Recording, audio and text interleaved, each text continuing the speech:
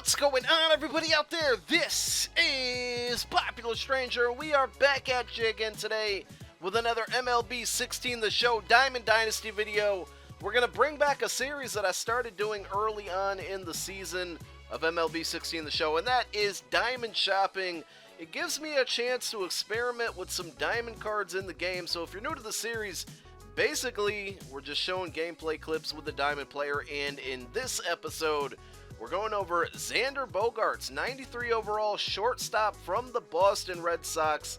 Now, this card started out the season as a silver, a low overall silver too, I think like an 80 or an 82.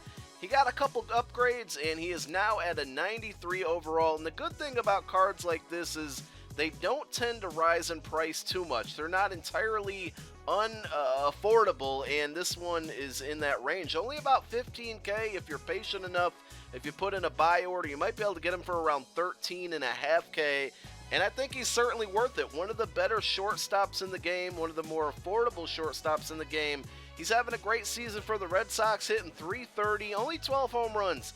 He's not going to hit for a ton of power, and we'll talk about that in a moment, but 63 runs driven in, 12 stolen bases.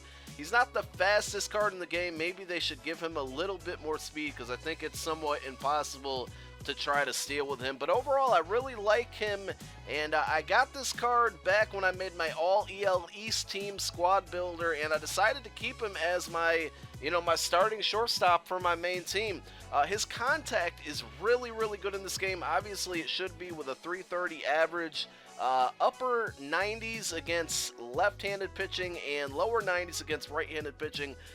Because of this, I've played him in my leadoff spot a lot of times or my number 2 hitter. I like for him to set the table, try to get on base for my big power hitters like Nolan Arenado and Carlos Gonzalez, and he'll occasionally take it out of the yard. Again, only 12 home runs on the season, so he doesn't have the greatest power ratings.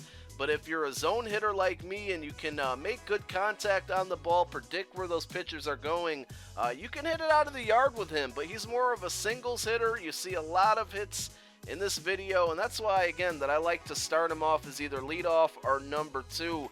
A lot of hits up the middle I've noticed is what he gets as well. His fielding's pretty good as well. He doesn't make any spectacular plays, but he has good arm strength. He gets that ball to first base, doesn't really get beat out by a lot of runners, and for that, I think he's a really good card. So if you don't have him in your lineup and it's something that you can afford, go check it out because he's good on both sides of the ball, offense and defense.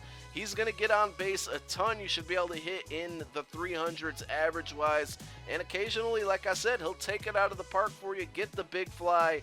I hope you guys enjoyed this video. We got a lot more of these coming up. I kind of stepped away from them, but I've been recording tons of clips. We're going to do Kris Bryant next, so stay tuned for that one. I'm Popular Stranger, and I'm out. Peace!